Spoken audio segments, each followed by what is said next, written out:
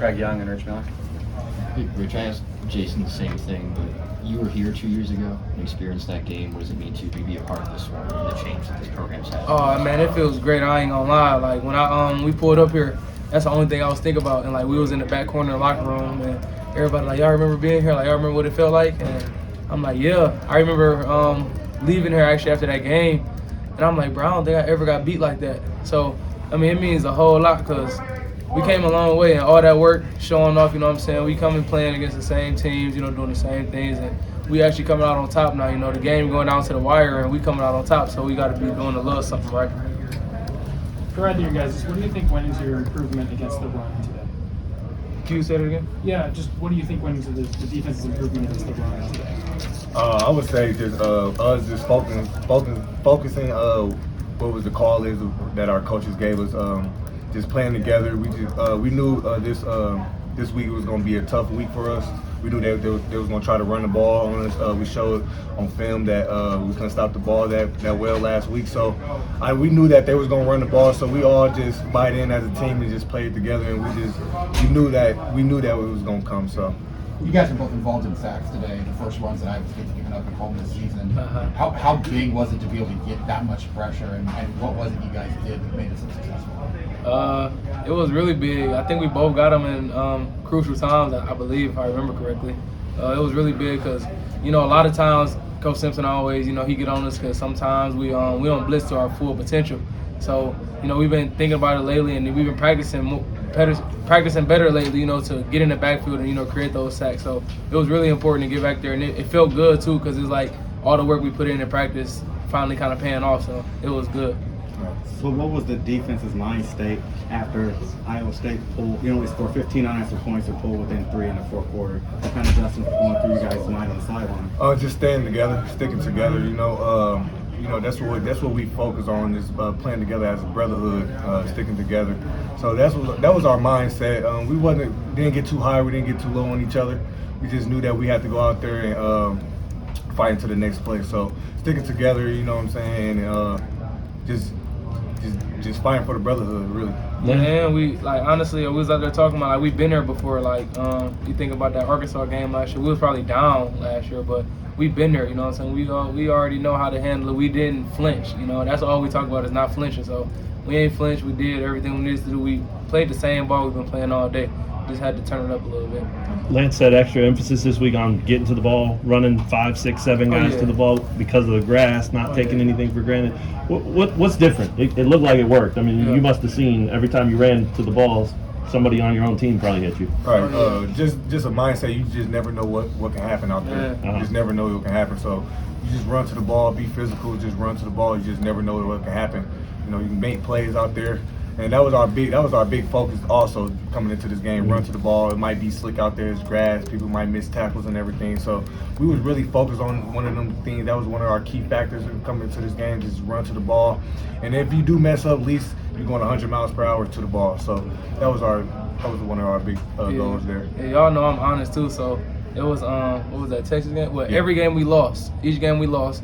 You watch the film. You know, we'll look ourselves in the mirror. And we lost those games, we weren't running to the ball. You know what I'm saying? We weren't playing up to our potential. So, you know, we take that personal. And, you know, in practice, we always all this comes from practice, man. And, like, we take that real personal. So we do it in practice, we do it in the game. It makes it so much easier in the game. So that's what we've been doing too, man. So, and we understand, like Craig said, you never know what happened. Like, you never know what's gonna happen. So I was yelling out to everybody, just make effort plays today. Effort plays. You make effort to get you a long way. You know what I'm saying? So that's really what we've been focusing on. It's working. First thoughts for both of you when you saw Melo catch another pick, running free. I mean, what's your first thoughts? I can see it in your face. Oh, it was again. Yeah. Yeah, back to back. That's all I was thinking. Back to back, come up. That guy made a big play for us. You know, always scoring a defensive touchdown is always a big play. Oh yeah. You just defense don't score a touchdown. So yeah, as soon as I saw him catch, I said, yeah, it's touchdown. I just knew it.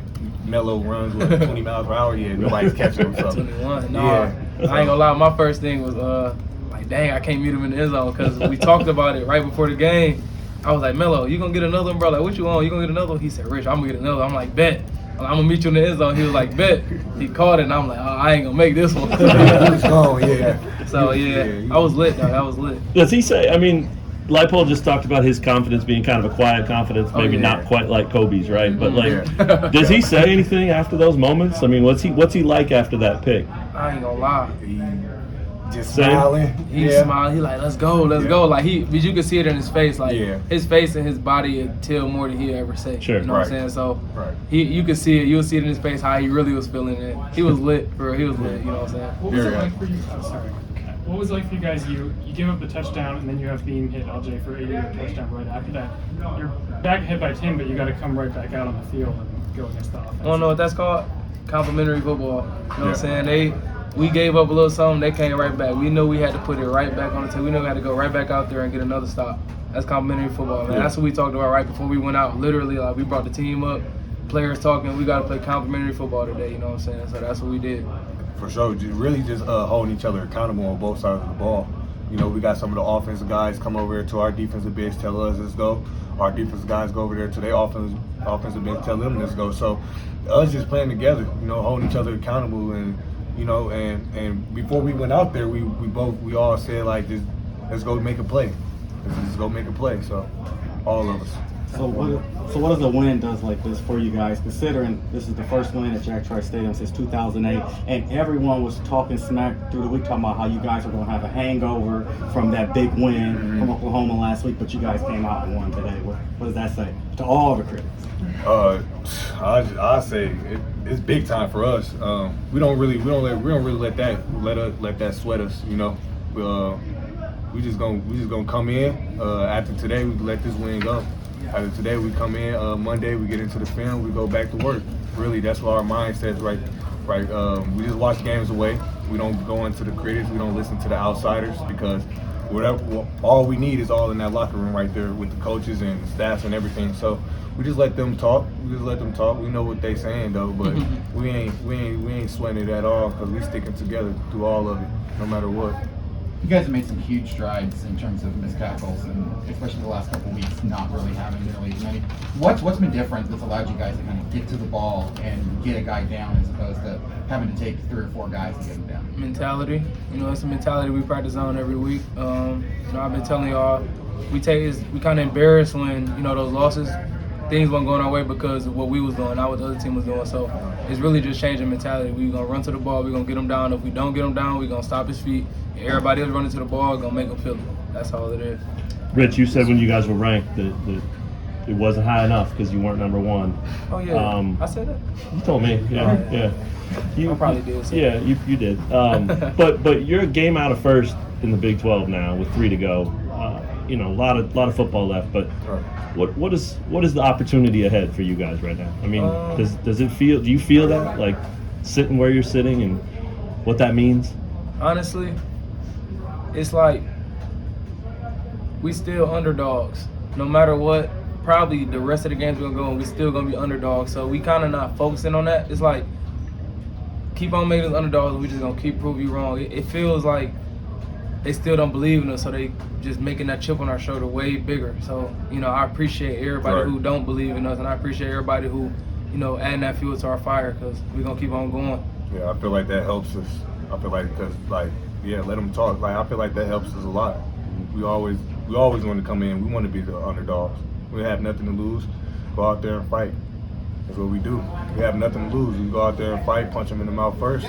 Let's see what they react. So.